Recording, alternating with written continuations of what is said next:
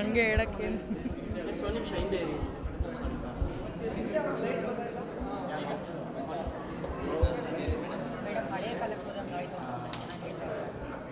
But intention ಇದ್ದಿದ್ದು ಅದೇನೆ, ಹಳೆ ಕಾಲದ ಸಿನಿಮಾ ಥರ ಇದು ಮಾಡಬೇಕು ಅಂತ. ಒಂದಷ್ಟು ಜನಕ್ಕೆ ಕಾನ್ಸೆಪ್ಟ್ ಇಷ್ಟ ಆಯಿತು. ಇವಾಗೆಲ್ಲ ಹೊಡಿ ಸಿನಿಮಾಗಳು ಈ ಥರ ಒಂದು ಕಾನ್ಸೆಪ್ಟ್ ಬಂದಿದೆ, ಅದ್ರ ಬಗ್ಗೆ ಒಂದಷ್ಟು ಜನ ಹೇಳ್ತಾರೆ ಇಷ್ಟ ಆಯಿತು. ನಿಮಗೆ ಇವತ್ತು ನೋಡಿದ್ದೀರಾ ನಿಮ್ಗೆ ಹೇಗೆ ಅನ್ನಿಸ್ತು? ಆ್ಯಕ್ಚುಲಿ ಫಸ್ಟ್ ಕತೆ ಕೇಳಿದಾಗ ಅವ್ರು ಹೇಳಿದ್ದು ಹಿಂಗೆ, ಹೊಸ ಪ್ರಯತ್ನ ಮಾಡೋಣ, ಹೊಸ ಕಾನ್ಸೆಪ್ಟು, ರೆಗ್ಯುಲರ್ ಸಿನಿಮಾ ಥರ ಬರಲ್ಲ ಇದು ಅಂತ ಹೇಳಿದ್ರು. ಆ್ಯಂಡ್ ಅದೇ ಮಾತು ಇವಾಗ ನೀವು ಹೇಳ್ತಾ ಇದ್ದೀರಾ, ಖುಷಿ ಇದೆ ಅವ್ರು ಹೇಳ್ದಂಗೆ ಆಗ್ತಿದೆ. ನಿಮ್ಮ ಪಾತ್ರನ ಡೈಲಾಗ್ಸ್ನ ಎಂಜಾಯ್ ಮಾಡಿದ್ರು ಆಡಿಯನ್ಸ್, ಕಾಮಿಕ್ ವೇನಲ್ಲಿ ಕೊಟ್ಟರೆ ಆಗಿದೆ, ಅದೆಲ್ಲ ಹೇಗೆ ಅನಿಸ್ತು? ತುಂಬ ಖುಷಿ ಆಗುತ್ತೆ ರೀ. ಅಂದರೆ ಯೂಶ್ವಲಿ ನಾವು ರಿಲೇಟ್ ಆಗಲಿ, ಅವ್ರು ನೋಡಲಿ, ಇಷ್ಟ ಆಗಲಿ ಅಂತಲೇ ನಮಗೆ ಮೈಂಡಲ್ಲಿ ಇರುತ್ತಲ್ವ. ಆ್ಯಕ್ಚುಲಾಗಿ ಎಂಜಾಯ್ ಮಾಡ್ತಾ ಇದ್ದಾರೆ ಅಂತ ಗೊತ್ತಾದಾಗ ಸಿಕ್ಕಾಪಟ್ಟೆ ಖುಷಿ. ಅದೇ ಏನೋ ನೋಡಿ ಟೈಮ್ ಬರಬೇಕಲ್ಲ. ಕಾಲಿನ ಎಳ್ದಿಲ್ಲ, ಸುಮ್ಮನೆ ಆವಾಗ ಕಾಲು ಎಳಿತಾ ಇತ್ತು. ಈಗ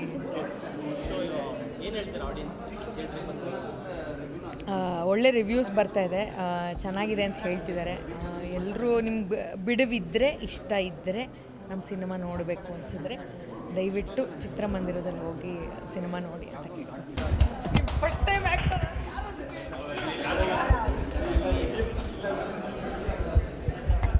ಬಟ್ ಅದನ್ನ ನಗು ಬರುತ್ತೆ.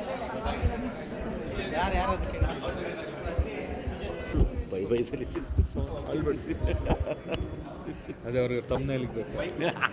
ಅಳ್ಬೇಡಿ ಫಸ್ಟ್ ನಿಮ್ಗೆ ಹೇಗೆ ಅನ್ನಿಸ್ತು ಅದನ್ನ ಹೇಳಿ ಫಸ್ಟ್. ಕಾನ್ಸೆಪ್ಟ್ ನಿಜವಾಗ್ಲೂ ತುಂಬ ಅದ್ಭುತವಾಗಿ ಬಂದಿದೆ ಅಂತ ಆಡಿಯನ್ಸ್ ಹೇಳ್ತಾರೆ, ತುಂಬ ಎಂಜಾಯ್ ಮಾಡಿದ್ದಾರೆ. ಸೊ ನಿಮ್ಗೆ ಹೇಗೆ ಅನಿಸ್ತು ಕೊನೆಗೂ ಸಿನಿಮಾ ರಿಲೀಸ್? ಅದೇ ಪುಕ್ಕ ಇದೆ, ಅದು ಬೇರೆ ಪ್ರಶ್ನೆ. ಅಂದರೆ ಹೊರತಾಗಿರೋ ಕಂಟೆಂಟನ್ನು ಹೊತ್ಕೊಂಡು ಆಚೆ ಬಂದಾಗ ಅದೊಂದು ಭಯ ಇರುತ್ತಲ್ಲ, ಆ ಭಯ ಖಂಡಿತವಾಗ್ಲೂ ಇದೆ. ಪ್ರಾಣೇಶ್ವರ್ ಹೇಳಿದಾಗೆ ಭಯದ ಮಗಳೇ ಭಕ್ತಿ, ಆ ಭಕ್ತಿನೂ ಇದೆ ನನಗೆ, ಕೈ ಹಿಡಿತಾರೆ ಅನ್ನೋದು. ಸೊ ಆಗಾಗ ನಮ್ಮ ಡೈನಮೈಟ್ ಬಂದು ನನಗೆ ಒಂದು ಡೋಂಟ್ ವರಿ ನಾನಿದ್ದೀನಿ ಅಂತ ಹೇಳ್ತಾ ಇರ್ತಿದ್ದೋ. ಸೊ ಹಾಗಾಗಿ ಒಂದು ಶಕ್ತಿಯಾಗಿ ಪರಿವರ್ತನೆ ಆಗೋದ್ರಲ್ಲಿ ಎರಡು ಮಾತಿಲ್ಲ. ಒಂದು ಕಡೆ ಈ ಶಕ್ತಿ, ಇನ್ನೊಂದು ಈ ಕಡೆ ಶಕ್ತಿ. ಸೊ ಹಾಗಾಗಿ ಏನು ಆಸೆ ಪಟ್ಟು ಒಂಥರ ಹೊಸದಾಗಿರೋದೇನೋ ಮಾಡಿದ್ದೀವಿ, ಅದು ರೀಚ್ ಆಗಬೇಕಷ್ಟೆ. ಆಮೇಲೆ ಯಂಗೆಸ್ಟ್ ವ್ಯಕ್ತಿಗೆ ಬಂದಿರೋಂಥ ನ್ಯಾಷನಲ್ ಅವಾರ್ಡು ರಾಜ್ಗುರುಗೆ, ನಾಟಕ ಸಾಹಿತ್ಯ ಅಕಾಡೆಮಿ ಅವಾರ್ಡ್ ಬಂದಿದೆ ಆತನಿಗೆ. ಸೊ ಬರವಣಿಗೆ ಬಹಳ ಗಟ್ಟಿ ಇದೆ ಆತಂದು, ಅದ್ರ ಬಗ್ಗೆ ಸಂಶಯ ಇಲ್ಲ. But that is the only reason why he like the story. ಈಕೆಗೆ ಫಸ್ಟ್ ಟೈಮು, ಇವರಿಬ್ಬರಿಗೆ ಫಸ್ಟ್ ಟೈಮ್ ಹೇಳಿದಾಗ ವಿತೌಟ್ ಎನಿ ಇದು ನಾವು ಮಾಡ್ತೀವಿ ಅಂತ. ಎರಡೇ ಸತಿ ನೋಡ್ತಾ ಇರೋದು ಸಿನಿಮಾ. ಫಸ್ಟ್ ಟೈಮು ನಾನು ಇನ್ನೊಂದು ಸತಿ ಸುಮ್ಮನೆ ಇರಿ ಡೈವಿಡ್ ಅಂತ ಕರೀತಾಳೆ ನನ್ನ, ಒಂದು ನಿಮಿಷ ಇರಿ ನಾನು ನೋಡ್ಬೇಕು ಇನ್ನೊಂದು ಸತಿ ಸಿನಿಮಾನ, ಆಮೇಲೆ ನಾನು ಮಾತಾಡ್ತೀನಿ ಅಂತೇಳಿ. ಎರಡನೇ ಸತಿ ನೋಡಿದ್ಮೇಲೆ ಮಾತಾಡ್ತೀನಿ ಅಂತಂದ್ರು. ಸೊ ಇವಾಗ ನಮ್ಮದವ್ರದ್ದು ಸರ್ ಮುಂದೆ ಚರ್ಚೆ ಇದೆ ಇದಾದಮೇಲೆ. ಏನು ಗೊತ್ತಾ, ಫಸ್ಟ್ ಟೈಮು ನಮ್ಮನ್ನು ನಾವೇ ನೋಡ್ಕೋತಾ ಇರ್ತೀವಿ, ಸೆಕೆಂಡ್ ಟೈಮ್ ನೋಡುವಾಗ ಸಿನಿಮಾ ಆನ್ ದ ಹೋಲ್ ನೋಡ್ತೀವಲ್ಲ, ಅದನ್ನು ಹೇಳಕ್ಕೆ ಬಂದಿದ್ದೆ. ಏನೋ ನನ್ನ ಸೈಡಲ್ಲಿ ಕರ್ಕೊಂಡು ಹೊಡಿಯೋ ಥರ ಹೇಳ್ತಾ ಇದ್ದೀರಾ. ಇಲ್ಲ ಚೇಚಿ, ಒಳ್ಳೆ ಹುಡುಗಿ ಇವರಿಬ್ಬರು ಹೇಗೆ ಮಾಡಿದ್ದಾರೆ? Thank you sir, thank you.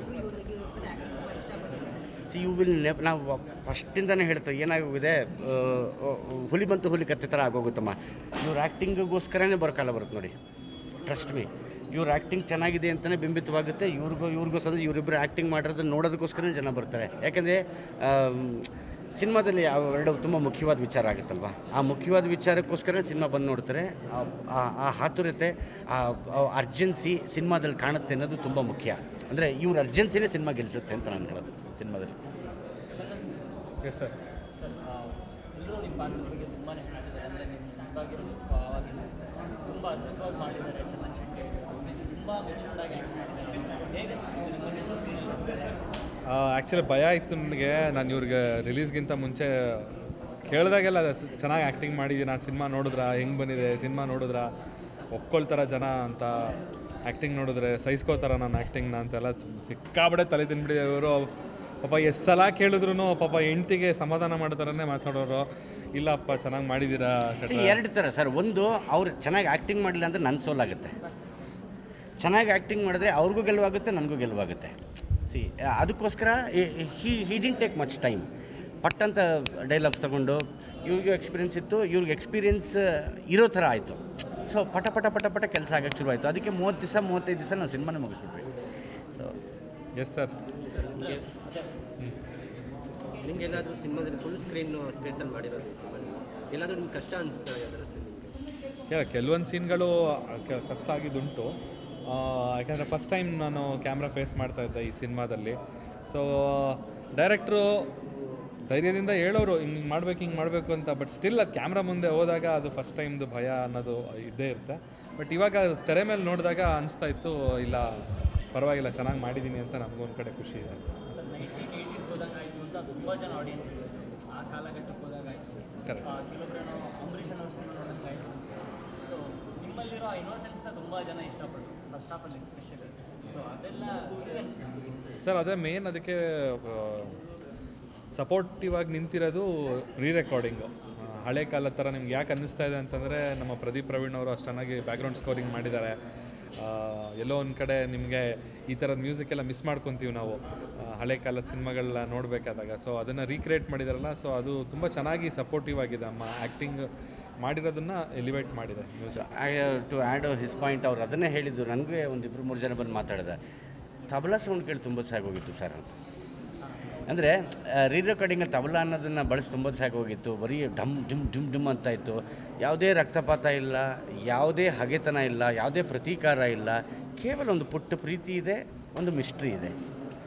ಇಷ್ಟಲ್ಲೇ ಒಂದು ಕಥೆ ಹೇಳಬೇಕು ಅಂತ ಹೇಳಿ ಹೊರಟಿರೋಂಥದ್ದು. ಆ್ಯಂಡ್ ಅಫ್ಕೋರ್ಸ್ ರೈಟಿಂಗ್ ಕ್ರೆಡಿಟ್ ತುಂಬ ದೊಡ್ಡದಾಗುತ್ತೆ ಈ ವಿಚಾರದಲ್ಲಿ. ಡೈರೆಕ್ಷನ್ ಅದು ಕಂಟೆಂಟ್ ಗಟ್ಟಿಯಾಗದೇ ಇದ್ದರೆ ರೈಟಿಂಗ್ ಇಂಪಾರ್ಟೆಂಟ್ ಆಗುತ್ತೆ ಅನ್ನೋದಕ್ಕೆ ಈ ಸಿನಿಮಾ ನಮ್ಗೆ ಸಾಕ್ಷಿ ಆಗುತ್ತೆ ಅಂತ ನಾನು ಹೇಳೋದು.